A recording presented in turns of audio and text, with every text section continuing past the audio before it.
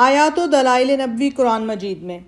یہ حقیقت ہے کہ قرآن مجید میں انبیاء سابقین علیہم السلام کے معجزے جس تفصیل اور تکرار کے ساتھ بیان ہوئے ہیں، آپ صلی اللہ علیہ وآلہ وسلم کے معجزے اس تفصیل اور تکرار کے ساتھ اس میں مذکور نہیں۔ اس سے ایک طرف تو مخالفین اسلام نے یہ نتیجہ نکالنا چاہا ہے کہ نعوذ باللہ پیغمبر اسلام علیہ السلام کی ذات پاک اس عطیہ الہی سے محروم تھی، دوسری طرف اسلام کے عقل پرست فرقے کو اس سے یہ دھوکہ ہوا ہے کہ اسلام نے خوارق عادت کے ظہور سے انکار کیا ہے، کیونکہ جب اس کے نزدیک خاتم الانبیاء صلی اللہ علیہ وآلہ وسلم کی زندگی ان سے خالی تھی تو گزشتہ انبیاء کے سوانح میں جو اعجاز نظر آتا ہے وہ بھی سمجھنے والوں کے لیے وہم کا قصور ہے۔ قرآن مجید میں آپ صلی اللہ علیہ وآلہ وسلم کے تمام معجزات کا تفصیلی ذکر کیوں نہیں؟ لیکن واقعہ یہ ہے کہ دیگر انبیاء کرام اور حضرت صلی اللہ علیہ وآلہ وسلم کے معجزات اور آیات و دلائل میں جو یہ اختلاف منظر نمایاں ہے، اس کے متعدد وجوہات اور اسباب ہیں جس پر ان کوتاہ بینوں کی نظر نہیں پڑی، اس لیے وہ مختلف قسم کے شکوک و شبہات میں گرفتار ہو گئے۔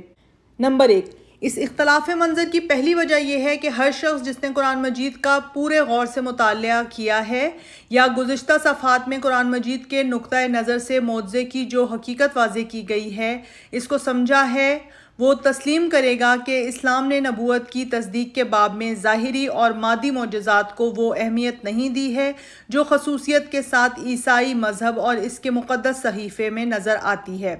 بلکہ وہ انسانوں کو زیادہ تر غور و فکر، فہم و تدبر، سوچ اور سمجھ کی دعوت دیتا ہے اور نبوت کی اندرونی خصوصیات اور روحانی دلائل کو ایمان و تصدیق کی بنیاد قرار دیتا ہے۔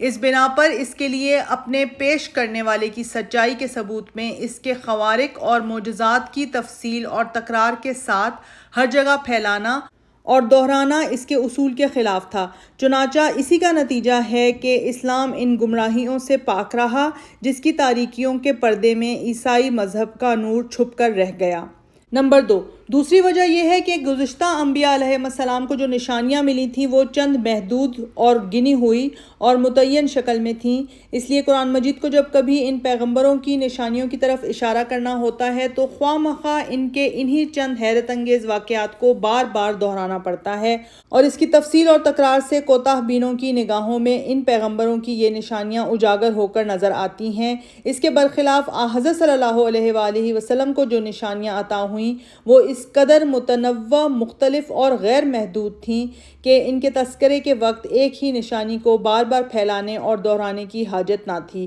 اس لیے یہ دلائل محمدی قرآن مجید کے سینکڑوں صفحات کے مختلف گوشوں میں اس طرح بکھرے ہوئے ہیں کہ دوسرے انبیاء علیہ السلام کے معجزوں کی طرح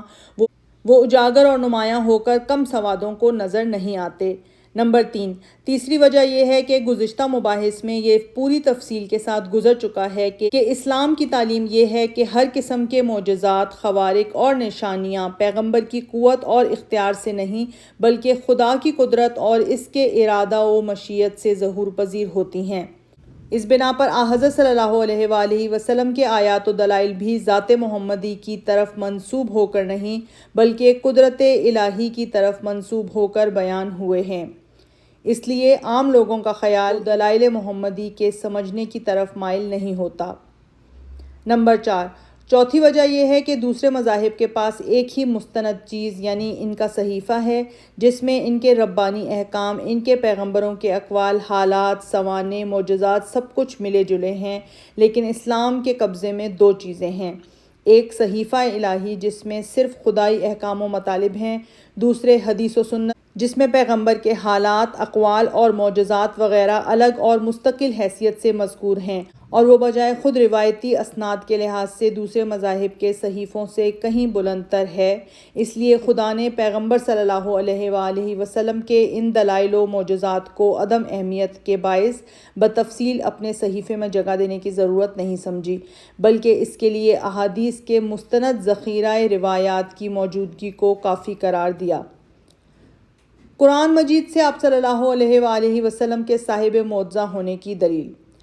غرض یہ اسباب ہیں جن کی بنا پر بعض کم سواد اس دعوے کی جرات کرتے ہیں کہ قرآن مجید کی آیتیں آپ صلی اللہ علیہ وآلہ وسلم کو معجزات اور نشانیوں سے معرّہ ظاہر کرتی ہیں، لیکن اس سلسلے میں غور کے قابل سب سے پہلی بات یہ ہے کہ قرآن مجید نے آپ صلی اللہ علیہ وآلہ وسلم کے متعلق آپ کے زمانے کے کافروں کے جو اقوال تردید کی غرض سے نقل کیے ہیں، ان میں متعدد موقعوں پر آپ صلی اللہ علیہ وآلہ وسلم کو نعوذ باللہ کاہن اور ساحر کہا گیا ہے اور قرآن مجید پر سحر کا الزام لگایا گیا۔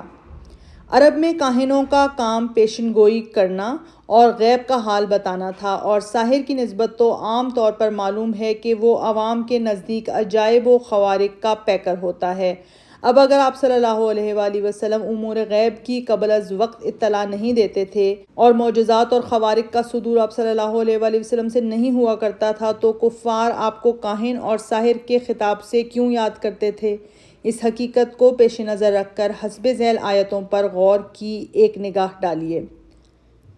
فَمَا أَنْتَ بِنِعْمَةِ رَبِّكَ بِكَاهِنٍ،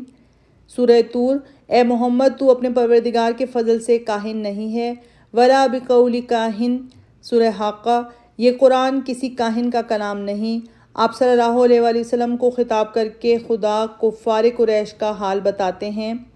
وَإِذَا رَأَوْا آيَةً يَسْتَسْخِرُونَ وَقَالُوا إِنْ هَذَا إِلَّا سِحْرٌ مُبِينٌ، سورہ صافات۔ جب وہ کوئی نشانی دیکھتے ہیں تو مذاق اڑاتے ہیں اور کہتے ہیں کہ یہ تو کھلا جادو ہے۔ اس آیت سے صاف ثابت ہے کہ کفار کو جو نشانیاں نظر آتی تھیں وہ ان کا ٹھٹا اڑاتے تھے اور ان کو جادو کہتے تھے۔ اس سے معلوم ہوا کہ آپ کی خارق عادت نشانیاں ان کے مشاہدے میں آتی تھیں، اور دوسری آیتوں میں بھی سحر کی نسبت آپ صلی اللہ علیہ وآلہ وسلم کی طرف کفار کی زبان سے کی گئی ہے۔ وَلَمَّا جَاءَهُمُ الْحَقُّ قَالُوا هَذَا سِحْرٌ وَإِنَّا بِهِ كَافِرُونَ وَقَالُوا لَوْلَا نُزِّلَ هَذَا الْقُرْآنُ عَلَى رَجُلٍ مِّنَ الْقَرْيَتَيْنِ عَظِيمٍ، اور جب ان کے پاس سچی بات آئی تو انہوں نے کہا کہ یہ تو جادو ہے اور ہم اس کو نہیں مانتے، اور انہوں نے کہا کہ یہ قرآن مکہ اور طائف کے کسی بڑے آدمی پر کیوں نہیں اترا، سورہ زخرف اور سورہ انبیاء۔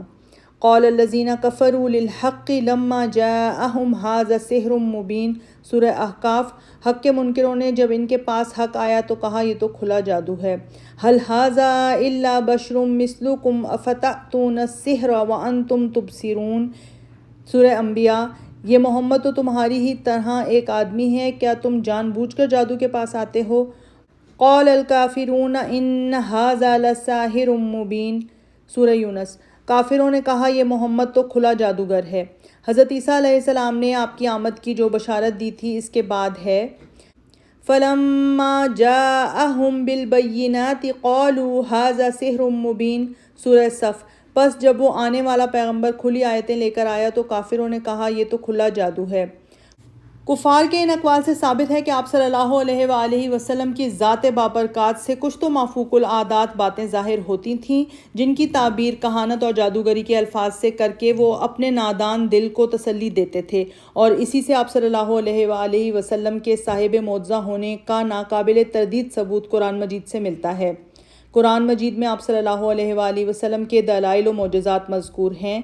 اس اجمالی ثبوت کے بعد ضرورت ہے کہ ہم حضرت صلی اللہ علیہ وآلہ وسلم کے ان دلائل اور آیات کے بکھرے ہوئے موتیوں کو جو قرآن مجید کے اوراق میں منتشر ہیں ایک خاص ترتیب کے رشتے میں منسلک کر دیں کہ وہ نمایاں ہو کر نگاہوں کے سامنے آ جائیں۔ تنوع کے لحاظ سے یہ آیات و دلائل تین قسم کے ہیں۔ ایک تو کفار کی ہدایت و دعوت اور مسلمانوں کی مزید ایمانی تسلی کے لیے معجزانہ نشانیاں، دوسری مصیبتوں کی گھڑیوں میں تائیدات غیبی کا ظہور،